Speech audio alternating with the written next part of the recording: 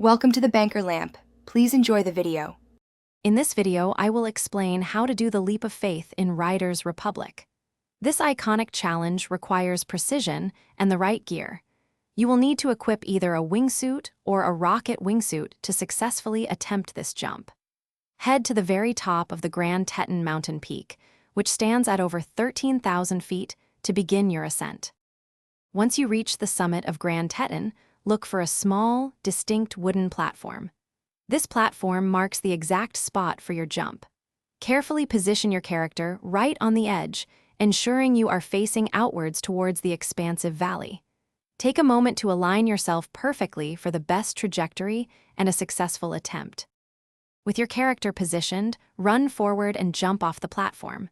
As soon as you are airborne, deploy your wingsuit or rocket wingsuit.